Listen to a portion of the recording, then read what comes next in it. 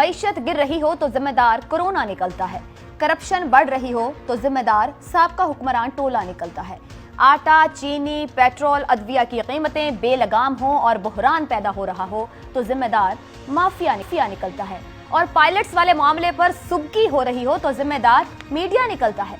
क्या हुकूमत पर भी कोई जिम्मेदारी आयद होती है?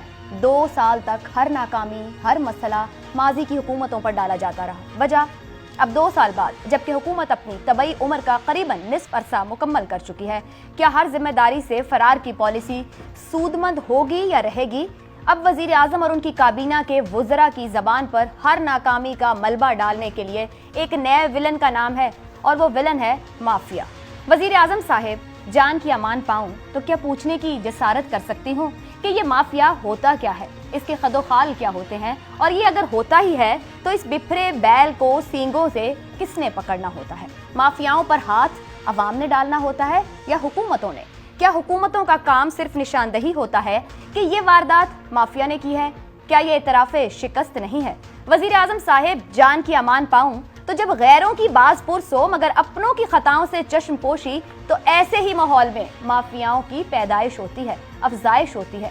वजीर आजम साहिब, जिन माफियाओं का आप जिक्र करते हैं वो माजी में ऐसे ही माहौल में पैदा हुए जब कानून पसंद या नापसंद के ताबे था, और गुज़िश्ता रोज लाहौर में आपकी गुफ्तगू से अवाम तासुर क्या ले। जो गवर्नमेंट जिसका काम होना चाहिए फैसिलिटेट करना प्राइवेट सेक्टर को, वो सारा निज़ाम डीजेनरेट करके ख़राब होते होते उधर पहुंच गया है कि वो एक रुकावट बन गया है डेवलपमेंट के सामने। यानी जिधर नहीं भी ज़रूरत होती उधर भी रुकावट डाल देते हैं। और मुझे पूरी तरह अंदाज़ा कभी भी नहीं, जब हम बाहर बैठे हुए थे, जब गवर्नमेंट से बाहर होते हैं तो मुझे ये अंदाज़ा नहीं था। हम भी सोचते थे, हाँ नज़र आती थी करप्शन है हर जगह, पैसे दो तो काम हो जाता है, नहीं तो नहीं होता। आपने फरमाया कि सिस्टम यानी निज़ाम मुल्क की तरक्की में बड़ी रुकावट है। ऐसा सिस्टम बन चुका है कि किसी को आसानी से काम नहीं करने देता है, नाकाम होता है। वजीर आजम साहिब, ये एतराफ, ये इदराक अब 2 साल बाद इसी सिस्टम से तो लड़ने का आप हौसला कौम को देते थे। ऑपोजिशन में आप इस सिस्टम को तो ललकारते थे, आप माजी के हुक्मरानों को इसी सिस्टम का मुहाफिज ही तो कहते थे। तो क्या हाथी निकल गया और दुम फंस गई है?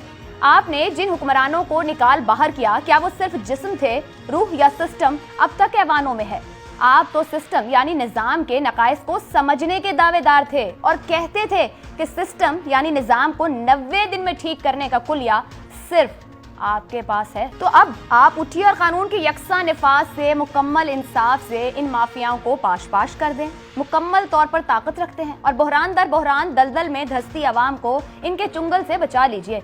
एक के बाद दूसरे मसले में फंसती आवाम को, जिसका हाल न्याजी ने कुछ यूं बयान किया था कि एक और दरिया का सामना था मुनीर मुझको, मैं एक दरिया के पार उतरा तो मैंने देखा। देखना यह है कि आज हमारे प्रोग्राम में मौजूद मेहमान क्या तज्जिया करते हैं कि 2 साल बाद वजीर आजम तो ये बात तस्लीम कर रहे हैं कि इस मुल्क में माफिया है, निज़ाम रुकावट है, करप्शन मौजूद है। वो पंजाब में बैठ के पंजाब के अजला से मुतालिक कह रहे हैं।